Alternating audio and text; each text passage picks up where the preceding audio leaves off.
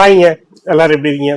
நான் சூப்பராக இருக்கேன். இந்த வீடியோ வழக்கம் போல விஜய் தாங்க. விஜய் தவிர இன்னைக்கு தமிழ்நாட்டில் பேசுறதுக்கு எந்த விஷயமே இல்லை அப்படிங்கிறது நிஜம்தான்.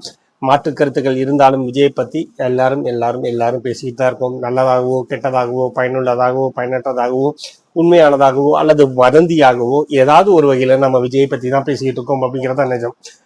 என்ன சொல்றது, அதுவும் நேற்று மதியத்துக்கு மேலே பயங்கரமாக மாறிடுச்சு. தனிப்பட்ட முறையில் ஒவ்வொருத்தங்களும் பேசுறதை தாண்டி பிராண்டட் சேனல், பிராண்டட் மேகசின்ஸ், அவங்க போடக்கூடிய நியூஸ் எல்லாம் பார்த்தீங்கன்னா ரொம்ப அதிர்ச்சி அடைய வைக்கக்கூடியதாக தான் இருந்துச்சு. நிமிஷம் காட்சி மாறிச்சு. நம்புறதா நம்ப வேணாமா எதுவுமே தெரியல. பட் விஜய் அப்படிங்கிறவர் சங்கராஜ் பாண்டே சொல்ற மாதிரி மேன் ஆஃப் தி மேட்ச் அப்படின்னா ஹீரோனா அது விஜய் தான். ஆட்ட நாயகன் அப்படின்னு சொல்லுவாங்க. வாரிசு படத்துல விஜய் சொல்லுவாரு, அன்னைக்கு அது ஓவர் டோஸ் மாதிரி தெரிஞ்சுது. பட் நிஜமாவே ஆட்ட நாயகன். பட் அவரையும் ஆட்டம் காண வைக்கிறாங்க அப்படிங்கிறது தான் நிஜம். ஏன்னா 108 அப்படிங்கிற ஒரு நம்பரும் தேவையான நம்பர் 118 அப்படிங்கிற ஒரு விஷயமும் தான். ஸோ 10 சீட்டு 12 சீட்டுகள் அவருக்கு குறைவாக இருக்கு. அதை நோக்கி அவர் ஓடுறாரு. எந்த அளவுக்கு சாத்தியப்படுங்கிறது இப்போ கேள்விக்குறியா மாறிட்டே இருக்கு. எல்லாருமே பண்ணிடுவாங்க அப்படின்னு நினைச்சாலும் இடையில நிறைய தகுடுதத்தங்கள் பண்ணிட்டு இருக்காங்க அப்படிங்கிறதும் நிஜம்தான். காங்கிரஸ் வெளிப்படையாக ஆதரவு கொடுக்கும் அப்படிங்கிறது தெரிஞ்சது தான். அவங்க அதே மாதிரி ஆதரவு கொடுத்துட்டாங்க. ஹாப்பி. 5 எம்எல்ஏ தான் அப்படிங்கிறது தான் பிரச்சனையான விஷயம். காங்கிரஸ் இன்னைக்கு எடுத்த முடிவை தேர்தலுக்கு முன்னாடி கூட்டணியின் போது எடுத்திருந்தாங்கன்னா நிச்சயமா விஜய்க்கு இந்த பிரச்சனைகள் வந்திருக்காது. காங்கிரஸுக்கான எம்எல்ஏ சீட்டுகளின் எண்ணிக்கையும் ஜாஸ்தியாக இருந்திருக்கும். அன்னைக்கு அவங்க அதை நம்பலை. இன்ஃபேக்ட் விஜய் உட்பட நாம உட்பட யாருமே விஜயை பெருசாக நம்பலை. எல்லாருக்குமே விஜய்க்கு ஓட்டு போடணுங்கிற எண்ணம் இருந்துச்சு. மற்றவங்களும் விஜய்க்கு ஓட்டு போடுவாங்களா அப்படிங்கிறதுல சந்தேகம் இருந்துச்சு. அதுதான் பிரச்சனையாக மாறி இருக்கு அப்படிங்கிறதா நிஜம். விஜய் பெரும்பான்மை நிரூபிப்பாரா அப்படிங்கிறது தெரியல. அப்படியே பெரும்பான்மை நிரூபித்தாலும் எத்தனை நாட்கள் அந்த ஆட்சி வண்டி ஓடுங்கிறது தெரியல. இது ஒரு பக்கம் இருந்தாலும் நேற்று நைட்டு ஃபுல்லாக பார்த்தீங்கன்னா அதிமுக ஆட்சி அமைக்கிறதாகவும் திமுக வெளியிலிருந்து ஆதரவு கொடுக்கலாம் அப்படிங்கிற மாதிரியான ஐடியாவில் நிறைய பேச்சுவார்த்தைகள் போயிட்டு இருக்கிறதா ஜூனியர் விகடன், ஆனந்த விகடன், நியூஸ் 18 நிறைய விஷயங்கள்ல அதை போட்டுக்கிட்டே இருந்தாங்க. இது சாத்தியப்படுமா அப்படிங்கிறது யோசிக்கும் போது நான் பிளைனாக 2-3 நாளைக்கு முன்னாடி இதெல்லாம் வரும்போது இப்படியெல்லாம் பண்ண மாட்டாங்க. டிஎம்கேலாம் சேரக்கு வாய்ப்புகள் கிடையாது. அவங்க 2 பேருமே இரு துருவங்கள் அப்படி இப்படின்னு யோசிக்கும் போது விஜய் அப்படிங்கிற ஒற்றை மனிதரை அதிகாரத்துக்குள் கொண்டு வராமல் இருக்க அவங்க செய்யக்கூடிய எந்த எஜ்ஜுக்கு வேணுமானாலும் போவாங்க அப்படிங்கிறது உண்மையாக இருக்கு. அவங்க பேசவே இல்லை அப்படின்னு அவங்க சொன்னாலும் பேசுனதா நிறைய பேர் சொல்லிக்கிட்டு தான் இருக்காங்க. பட் பட் பட் இதுக்கு என்ன காரணமா இருக்கும்னா, அதிமுக இது வரைக்கும் 10 வருஷங்கள்லாம் தொடர்ந்து அதிகாரத்தில் இல்லாமல் இருந்தது கிடையாது. ஒரு தடவை தோத்து போவாங்க, ஆனால் அடுத்த தடவை ஜெயிச்சிருவாங்க, இல்லைன்னா தொடர்ந்து ஜெயிச்சிருப்பாங்க. இதுதான் அவங்களுடைய வரலாறாகவே இருந்திருக்கு. ஏன்னா கணக்கு பண்ணி பாருங்க, டிஎம்கே அதிமுகவுடைய தாய் கட்சி. ஆனால் அது பதவியில் இருந்ததை விட அதிக நாட்கள் பதவியில் இருந்தது யாருன்னு கேட்டிங்கன்னா ஏடிஎம்கே. ஸோ அது மட்டும் இல்லாமல் இன்னைக்கு ஏடிஎம்கேல பெரிய தலைவர்கள் யாருமே கிடையாது. எடப்பாடி வலிமையானவர் தான், ஆனால் வசீகரமானவரா அப்படின்னு கேட்டால் கிடையாது. அவருக்காக ஒரு கூட்டம் கூடுமா அப்படின்னு கேட்டால் கிடையாது. அதுதான் நிஜம்.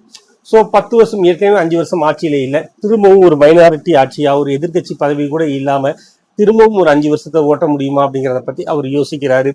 அவர் என்ன விதமான திட்டங்கள் வச்சிருக்காரு அப்படிங்கிறது தெரியல. ஏன்னா எடப்பாடியை நாம ரொம்ப பார்க்கறதுக்கு எளிமையானவர், பழகுவதற்கு எளிமையானவர். பட் அரசியல் ரீதியாக அவர் மிக வலுவானவர், வலிமையானவர் அப்படிங்கிறத புரிஞ்சுக்க முடியும். அவர் தன்னுடைய எம்எல்ஏக்களை பாண்டிச்சேரி கூப்பிட்டுருக்காரு. என்ன காரணங்கள்ங்கிறது இந்த அம்சம் வரைக்கும் தெரியல. டிஎம்கேவை பொறுத்த வரைக்கும் விஜய் அப்படிங்கிறவரை தொட்டாச்சு. அவரை வளர்த்து வர்றது மூலமா நமக்கு பேராபத்து தான் உருவாகும். அடுத்து உதயநிதி தலைமை ஏற்கும் போது விஜய் வெர்சஸ் உதயநிதி அப்படிங்கிற ஒரு விஷயம் வந்துச்சுன்னா கண்டிப்பாக உதயநிதி காணாமல் போயிடுவாருங்கிற பயம், அந்த நிதர்சனமான உண்மை டிஎம்கேக்கு தெரிஞ்சிருக்கு அப்படிங்கிறதும் உண்மை. பட் அதை தாண்டி இன்னைக்கு காலையில் ஸ்டாலின் அவர்கள் பேசும்போது விஜயுடைய ஆட்சிக்கு நாங்கள் எந்த விதமான இடையூறும் செய்ய மாட்டோம், அடுத்த 6 மாதங்களுக்கு விஜய் ஆட்சி பற்றி நாங்கள் பேச மாட்டோம், ஆனால் கண்காணிப்போம் அப்படிங்கிற மாதிரியான விஷயங்கள் மட்டும் சொல்லியிருக்காரு. அதை தாண்டி சில விஷயங்களையும் அவர் சொன்னார்.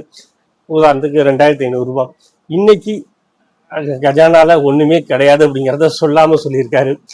2500 ரூபாய்லாம் கொடுக்கறதுக்கு வாய்ப்பு இல்லை. 1000 ரூபாயை எப்படியாவது கொடுத்துடுங்க அப்படின்னு சொல்லும் போதே தெரியுது அவர் கஜானாவை என்ன பண்ணி வச்சுட்டு போயிருக்காரு அப்படிங்கிற விஷயம். ஸோ விஜயுடைய நலத்திட்டங்கள் நிறைவேறுமாங்கிறது தெரியாது. அதை மக்கள் நிதர்சனமாக புரிஞ்சுக்கணுங்கிறது ஒரு வேண்டுகோளாக தான் இருக்கும்.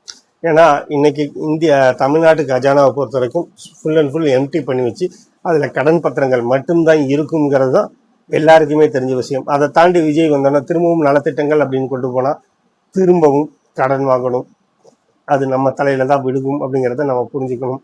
ஸோ நலத்திட்டங்களை பற்றி யோசிக்க முடியும். நலத்திட்டங்கள் வரைக்கும் எல்லாம் போக வேண்டாம். விஜய் எப்படி பதவி ஏற்பார், எப்பொழுது பதவி ஏற்பார் அப்படிங்கிறதே தெரியாமல் இருக்கு. ஒவ்வொரு பக்கமும் சிந்து முடிகிற வேலைகள் நிறைய இருந்துட்டு இருக்கு. நேரடியாகவே திருமாவளவன்ட்ட கேட்டாலும் ஆதரவு கேட்டாலும் அவர் நேதிக்கு வரைக்கும் கிட்டத்தட்ட இருதலை கொல்லி பரம்பா இருந்துட்டு ஒருவேளை நாளைக்கு போய் ஜாயின் பண்ணிடலாமா அப்படிங்கிற எண்ணம் வரைக்கும் வந்தவர் இன்னைக்கு திரும்பவும் பேக் அடிக்கிறாரு. முஸ்லீம் லீக் பொறுத்த வரைக்கும் என்னைக்குமே திமுக ஆதரவாளராக தான் இருந்திருக்காங்க. அவங்க வரப்போறது கிடையாது. காங்கிரஸ் விஜய் கூட சேர்ந்தது ஒரு நல்ல முன்னெடுப்பு. ஏன்னா அடுத்தடுத்த தேர்தல்களில் திமுகவோட இருக்கிறத விட தாவேக்காவோட பயணிக்கிறது நல்லது அப்படின்னு நினைச்சிருக்காங்க. காங்கிரஸை நிச்சயமா நம்பலாம்.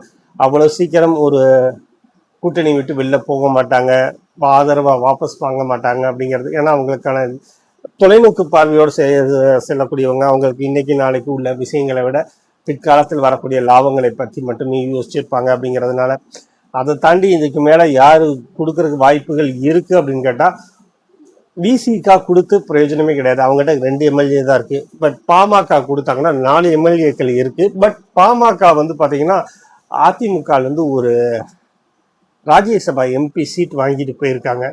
அதே வேலையை தான் பிரேமலதா விஜயகாந்தும் பண்ணியிருக்காங்க. ஆனால் பிரேமலதா விஜயகாந்தை விஜயே ஏற்றுக்க மாட்டார். அப்படி ஒரு ஆட்சி அமைக்க வேண்டாம்னு நினைப்பாரு. ஏன்னா பிரேமலதா விஜயகாந்தை பொறுத்த வரைக்கும் அது காலை சுத்தின பாம்பு தான். எப்போ காலில் குத்தும் இல்லைன்னா கழுத்தை நெரிக்கும் அப்படிங்கிறது தெரியாது. எப்படி வேணாலும் பேசுவாங்க, என்ன வேணாலும் மாற்றி பேசுவாங்க. ஆதரவு கேட்டால் கண்டிப்பாக கொடுத்துருவாங்க. பட் அவங்க வைக்கக்கூடிய டிமாண்ட் எல்லாம் பார்த்தீங்கன்னா வேற லெவலில் இருக்கும். ஸோ தேமுதிகவை பற்றி நம்ம பேச வேண்டிய அவசியம் கிடையாது. விஜயே அந்த ஆப்ஷன் எடுத்திருக்க மாட்டார். இப்போ என்ன செய்ய போகிறார் விஜய் அப்படிங்கிறது தெரியல. ஆளுநர் எவ்வளவு நாள் காலக்கெடு கொடுப்பாரு அப்படிங்கிறது தெரியல.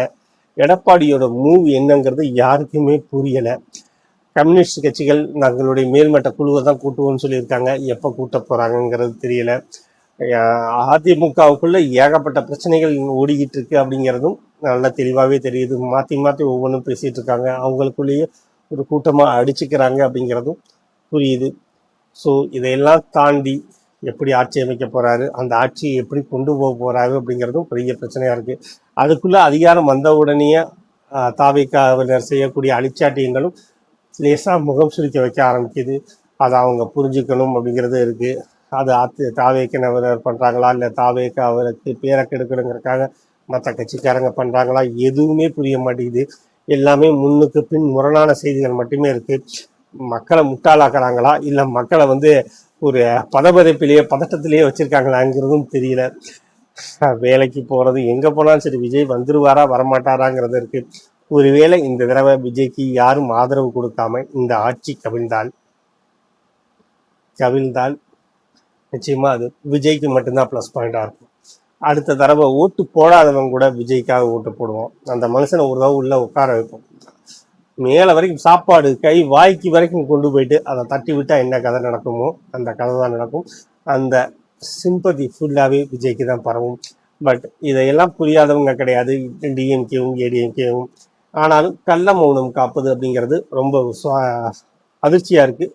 அது சுவாரஸ்யத்தையும் கூட்டுது அப்படிங்கிறனால. ஏன்னா நம்மளை கட்சிக்கு வெளியில இருந்து ஒரு பார்வையாளராக மட்டும்தான் பார்க்க போகிறோம்.